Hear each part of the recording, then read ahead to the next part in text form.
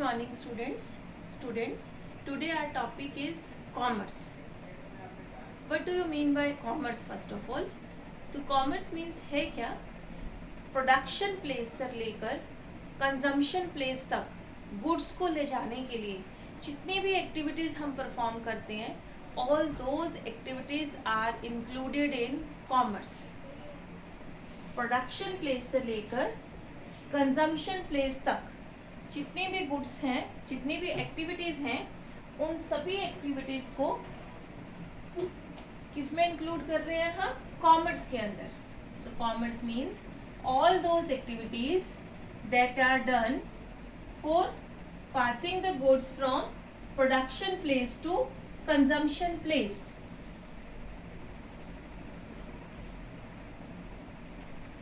Production place, this is consumption place. Production place से consumption place तक goods को पहुंचाने के लिए number of activities we are doing, and all those activities are done. All those activities are included in commerce. Now, here all those activities that are divided in two parts, trade and aids to trade. These activities that are divided in two parts, trade and aids to trade. So first हम सबसे पहले लेते हैं यहाँ पर trade. Trade means buying and selling of goods and services. Trade means buying and selling of goods and services. That is known as trade. And trade that is further divided into two parts, home trade and foreign trade.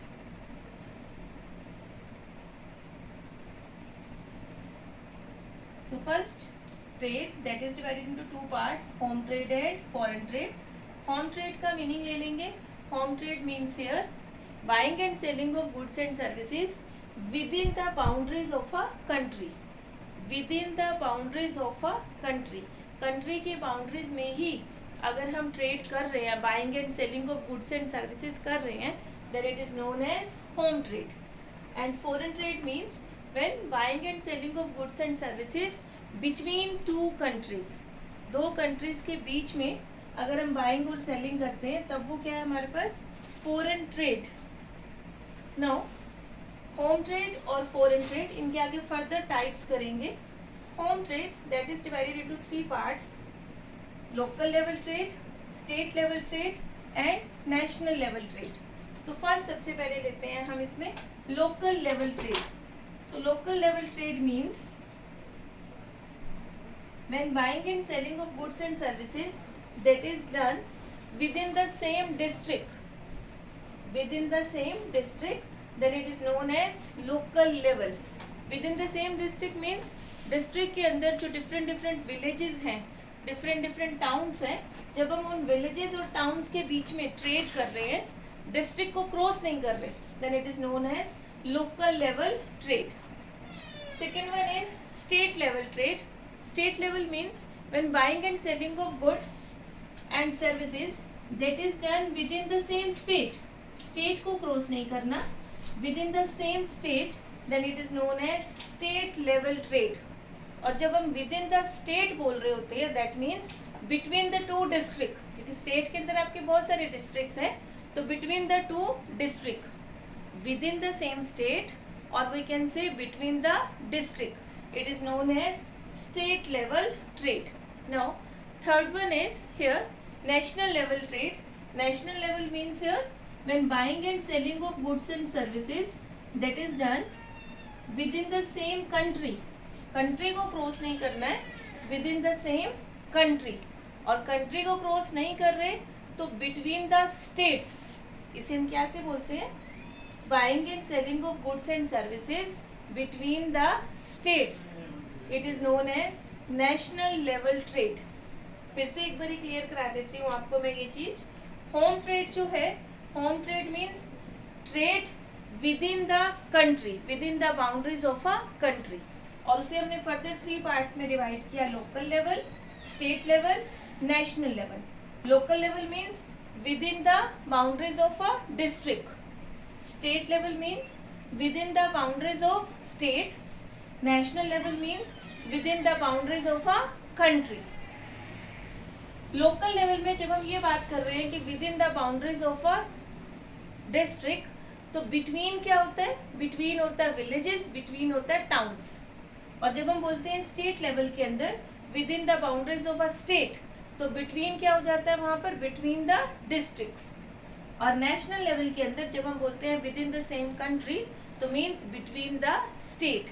तो national level trade that is also known as inter state. इसको हम inter state भी बोलते हैं क्योंकि ये between the state चल रहा होता है.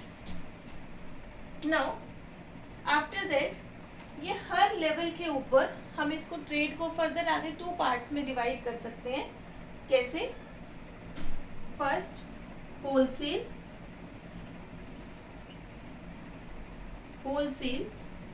Trade and second retail trade. Same ऐसे ही स्टेट लेवल भी फर्दर 2 पार्ट्स में डिवाइड हो जाएगा, होलसेल और रिटेल.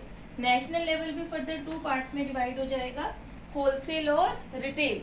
मीन्स आपके पास local level, state level, national level, तीनों लेवल्स पर ही आगे फर्दर डिवीजन हो जाता है होलसेल ट्रेड और retail trade.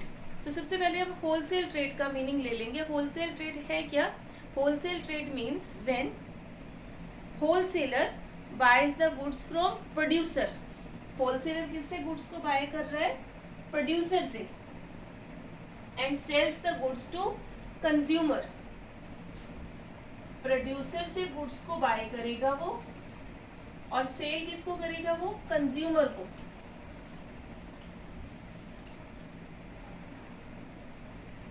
Sorry, here it's retailer.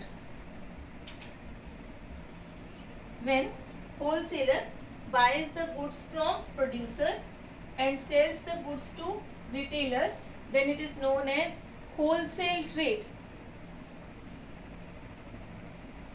Here between wholesaler, this is known as wholesale trade. When wholesaler buys the goods from producer in a large quantity and sells the goods to retailer in a small quantity, then it is known as wholesale trade. Same ऐसे ही retail trade क्या है? When retailer buys the goods from wholesaler and sells the goods to consumer. When retailer buys the goods from wholesaler and sells the goods to consumer, then it is known as retail trade. Now ये तो हमने discuss किए अभी home trade के parts. अब हम आते हैं फॉरेन ट्रेड के ऊपर. तो फॉरेन ट्रेड क्या था? Foreign trade means here when buying and selling of goods and services that is done between the countries, और we can say outside the own country. हम अपनी कंट्री से बाहर जाके किसी और से जब गुड्स को बाय और सेल कर रहे हैं, then it is known as foreign trade. And foreign trade that is divided into further 3 parts. First, import. Import means we are buying the goods from another country. Export means selling the goods to another country. And entry port means buying goods from one country and sell the same goods to another country. एक country से हमने goods को bye किया और उन्हीं same goods को हमने अपनी कंट्री में कंज्यूम नहीं किया, बल्कि क्या किया? उसको किसी थर्ड कंट्री को सेल कर दिया. That it is known as entry port. So here foreign trade divided into 3 parts: import, export and entry port. Import means here buying the goods from another country. Export means selling the goods to another country. And entry port means here buying the goods from one country and sell the goods to another country. So this is the first side of the commerce, that is trade. ये हमने discuss कर रहे थे commerce को, जिसको हमने 2 parts में divide किया था, trade and aids to trade. Trade को हमने पूरा अच्छे से डिस्कस कर लिया है. अब हम आ रहे हैं इसके अंदर aids to trade. Aids to trade means here all those activities which are done for removing the hurdles of trade. Trade के अंदर जितनी भी हर्डल्स, जितनी भी डिफिकल्टीज आती हैं, उन हर्डल्स को, उन डिफिकल्टीज को रिमूव करने के लिए जो भी एक्टिविटीज हम परफॉर्म करते हैं, these are known as aids to trade, और we can say auxiliaries to trade, means activities that are done for helping the trade, for removing the hurdles of trade. और वो एक्टिविटीज हैं कौन कौन सी? First, middle man. Middle man कौन सा hurdle remove करता है ट्रेड का? Just because there is a big gap between producer and consumer. आप देखिए यहाँ पर जो हमारा प्रोड्यूसर है, who are producing the goods, इस प्रोड्यूसर में और इस कंज्यूमर के बीच में क्या है हमारे पास? गैप। सो इस गैप को कवर कौन कर रहा है? हमारे पास बीच में कौन आ रहे हैं? होलसेलर्स और retailers. So these are the middle man, wholesalers and retailers. They are linking producer with consumer. So this is the first hurdle. There is a gap between producer and consumer, and this gap can be covered with the help of a middleman.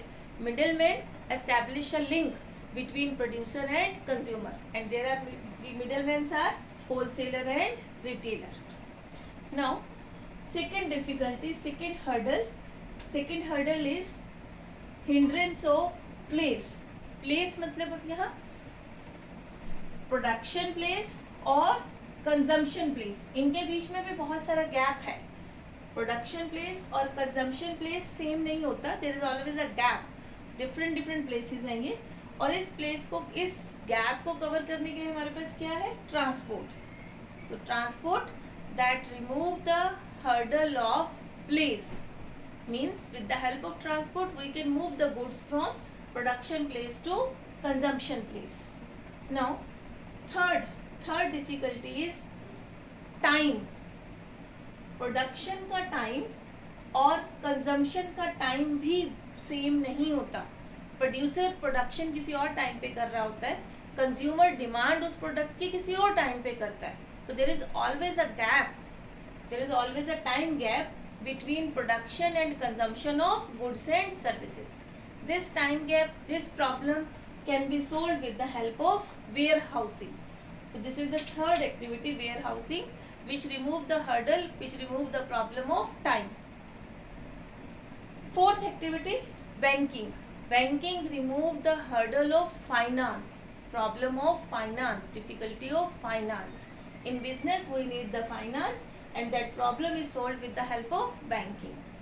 And fifth one is advertisement. Advertisement is producer ने product को produce कर लिया, अब अगर consumer को उसकी knowledge ही नहीं है तो उस प्रोडक्ट की डिमांड कैसे आएगी? तो कंज्यूमर को उसकी नॉलेज के लिए क्या है? Advertisement. So advertisement passes the information to the consumer, advertisement create the demand, advertisement attract the consumers. So by advertisement demand is created, क्योंकि सिर्फ प्रोडक्शन सफिशिएंट नहीं है, डिमांड को क्रिएट भी करना है, कंज्यूमर को हमने अट्रैक्ट भी करना है। So advertisement solve the problem of information, advertisement passes the information to consumers. और जो लास्ट प्रॉब्लम है that is risk level. Business full of risk, there are 50% chances of profit, 50% chances of occurring losses. Business में profit के भी 50% chances होते हैं, तो loss के भी 50% चांसेस हैं। तो risk can be covered with the help of insurance. So these are the 6 activities: middleman, transport, warehousing, banking, advertisement and insurance that remove the hurdles of trade, or we can say these activities are much very helpful for the trade. Without these activities trade can't possible. तो aids to trade के बिना trade possible नहीं है। और इन दोनों को अगर हम मैच कर दें, मिक्स कर दें ट्रेड को और एड्स टू ट्रेड को, तो क्या हो जाता है वो? कॉमर्स।